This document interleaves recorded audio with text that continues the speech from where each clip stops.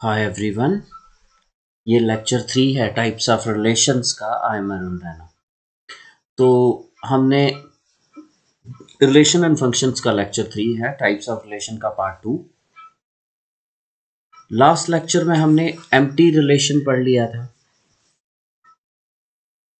Universal relation कर लिया है,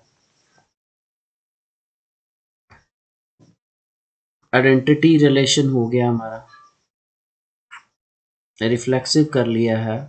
इस लेक्चर में हम पढ़ेंगे inverse relation, symmetric relation, transitive और फिर इक्विवेलेंस रिलेशन के बारे में। तो सबसे पहले आ जाता है इनवर्स रिलेशन।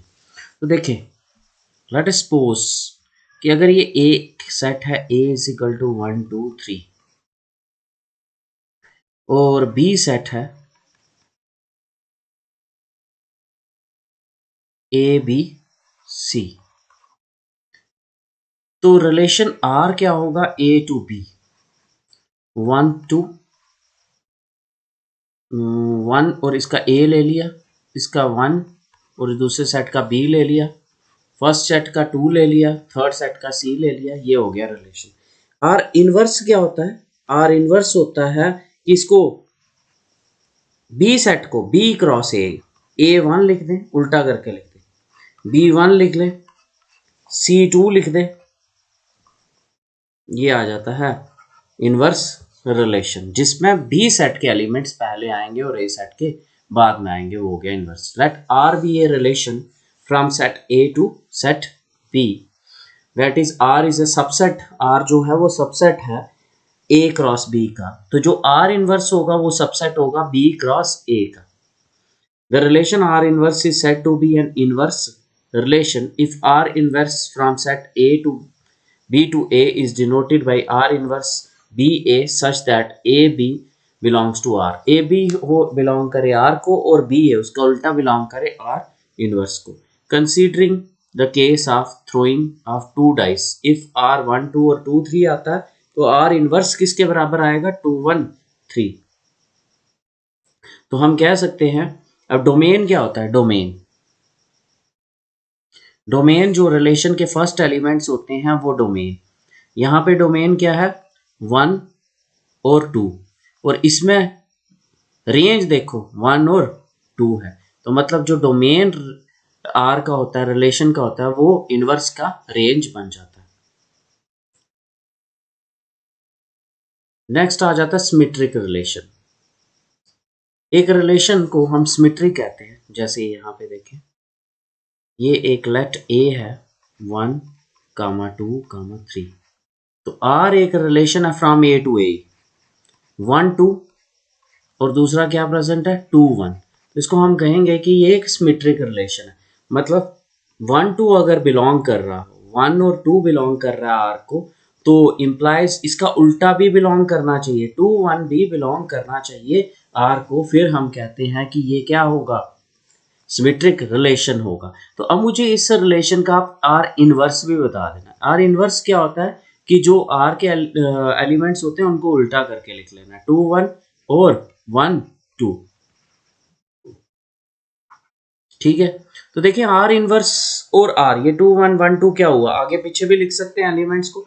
मतलब आर इनवर्स और आर क्या होता है? इक्वल। सिमेट्रिक रिलेशन में आर इनवर्स, इनवर्स उसका रिलेशन का वो इक्वल होता है टू द रिलेशन। तो symmetric relation, a relation R on set A is said to be symmetric if A B belongs to A then B A also belongs to R. और अगर A B belong कर रहा होगा are को, तो B ए भी किसको belong करेगा? आर को। ए और यहाँ पे ए और बी किसके हैं? एलिमेंट्स ए के। लेट ए है 1 2 3, देन आर 1 1 1 2 2 3 3 दिया हुआ है, आर 2 1 1 2 2 3 3 1 2 2 1 दिया, आर 3 ये 3 रिलेशन दे दिए। तो देखिए यहाँ पे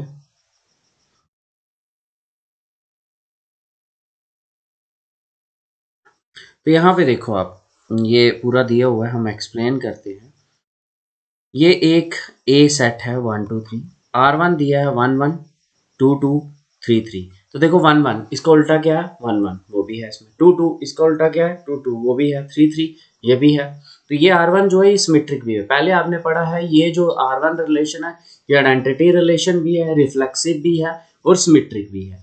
अब यहाँ पे देखें ये 1 1 है, 2 2 इसका उल्टा 3 3, ये भी आ गया, ये रिफ्लेक्सिव भी हो गया, ठीक है। 1 2 है तो इसका उल्टा भी है यहाँ पे 2 1, ये सिमेट्रिक भी है, ये रिफ्लेक्सिव भी है और सिमेट्रिक भी है।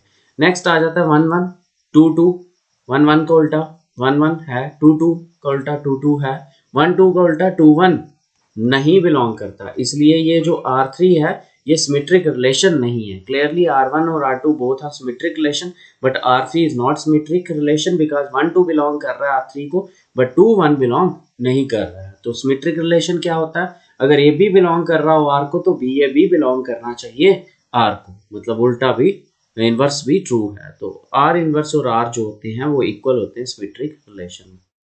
नेक्स्ट आ जाता है a relation is called symmetric if R और R इनवर्स क्या होते हैं, इक्वल होते हैं। नेक्स्ट आ जाता है ट्रांजिटिव रिलेशन। ट्रांजिटिव रिलेशन क्या होगा, जैसे यहाँ पे देखें ये एक सेट ले लेते हैं हम, let A is equal to 1 2 3, यहाँ पे R एक रिलेशन लेते हैं, R1 एक रिलेशन लेते हैं, 1 1 2 2, नेक्स्ट 3 3, नेक्स्ट 1 2,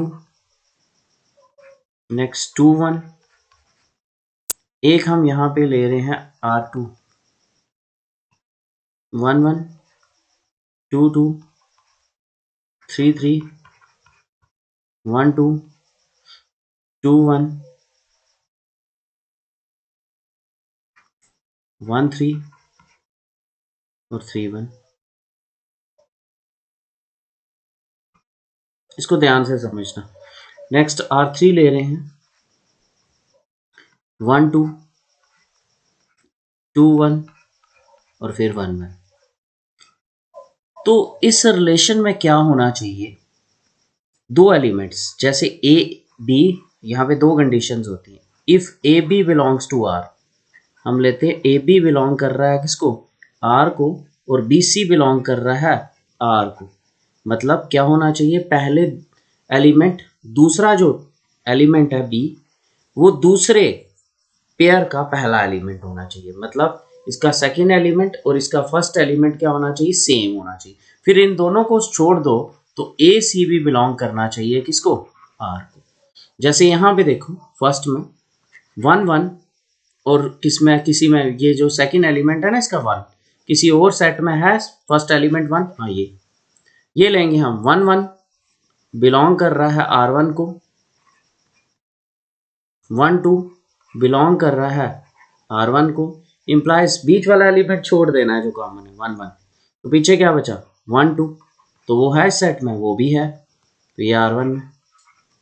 अब नेक्स्ट ले लेते हैं 1 2, कोई भी element pair 1 2 belongs to R1 और दूसरा कौन सा आ जाता है 2 1 बिलोंग्स टू R1, तो इन दोनों का 2 2 कैंसिल हो गया, पीछे क्या बचा 1 1, वो भी बिलोंग कर रहा है, वो भी बिलोंग कर रहा है किसको, R1 को। तो ये हो गया ट्रांजिटिव रिलेशन। ट्रांजिटिव रिलेशन में क्या होता है कि जो सेकंड एलिमेंट फर्स्ट का और फर्स्ट एलिमेंट सेकंड का वो छोड़ के जो बचता है वो भी होना चाहिए।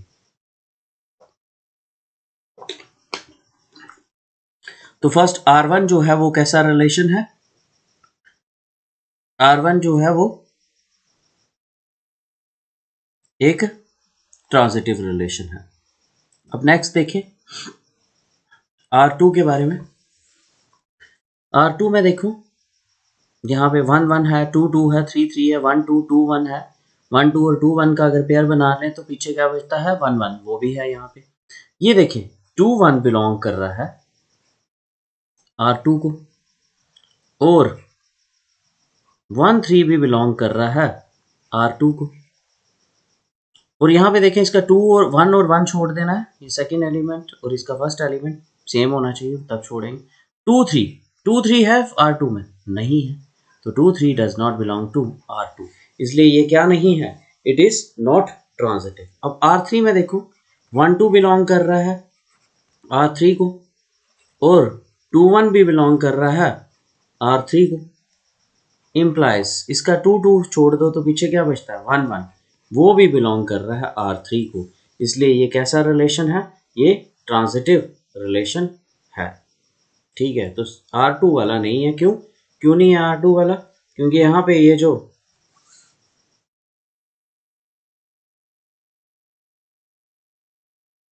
जो पेयर आ रहा था 2 1 और 1 3, इनका सेकेंड एलिमेंट्स 1 है, इसका फर्स्ट एलिमेंट 1 है, इस दोनों को छोड़ दो तो पीछे क्या बच जाता है 2 3, और जो 2 3 है वो R2 से बिलोंग नहीं कर रहा है, इसलिए ये कैसा रिलेशन नहीं है, ट्रांजिटिव रिलेशन नहीं है। ट्रांजिटिव में क्या होना चाहिए, सेकेंड एलिमेंट फर्स्ट सेट का और दूसरे का सेकेंड फर्स्ट एलिमेंट, उनको छोड़ दिया जाए तो फर्स्ट और फोर्थ जो होना चाहिए वो भी सेट में होना चाहिए।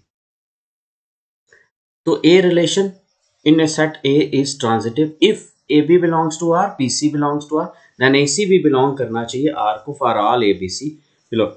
For example let A ले लेते हैं 1 2 3, then R1 ले लिया 1 1 2 2 3 3, R2 ले लिया 1 1 2 2 3 3 1 2 2 1, R3 ले लिया 1 1 2 2 1 2 2 3।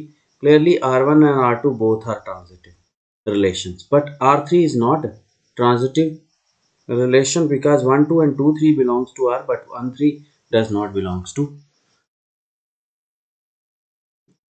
तो ये देखो पहले में 1 1, इसमें तो कोई पेयर सेम आ रहा ही नहीं है, यहाँ पे 1 1 है और इसमें भी 1 1 2 है, तो इन छोड़ो, दोनों को छोड़ दो, इसको 1 को और इसको 1 को छोड़ दो तो पीछे क्या बचता है 1 2, और ये वो खुद था सेट में था।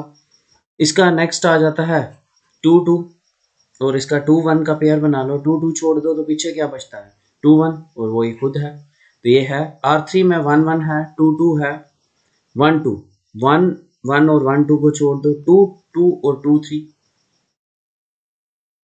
अब इसका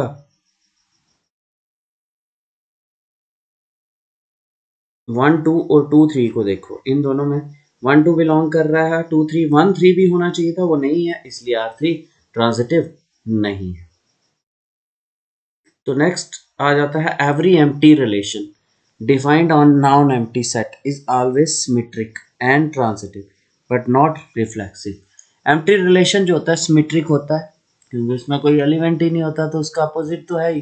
ट्रांजिटिव भी होता है लेकिन रिफ्लेक्सिव नहीं। रिफ्लेक्सिव में क्या होता है, वो सेट के सारे एलिमेंट्स का पेयर आना चाहिए। एम्प्टी रिलेशन जो होता है वो सिमेट्रिक है, ट्रांजिटिव है, लेकिन रिफ्लेक्सिव नहीं है। और एवरी यूनिवर्सल सेट जो है define on every universal relation, यहाँ पे आना था, ये इक्वलेंस होता है, इसमें तीन होते हैं। एवरी यूनिवर्सल रिलेशन जो है वो क्या होता है, एवरी यूनिवर्सल रिलेशन जो होता है define on non empty set, ये रिफ्लेक्सिव, सिमेट्रिक और ट्रांजिटिव तीनों होता है।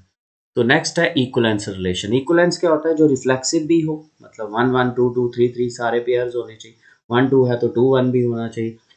तो सिमेट्रिक होता है, ट्रांजिटिव 1 2 2 1 है तो फिर 1 1 भी होना चाहिए। इक्वलेंस रिलेशन एक ऐसा रिलेशन है जो इट इज रिफ्लेक्सिव भी हो, सिमेट्रिक भी हो और transitive. For example if through,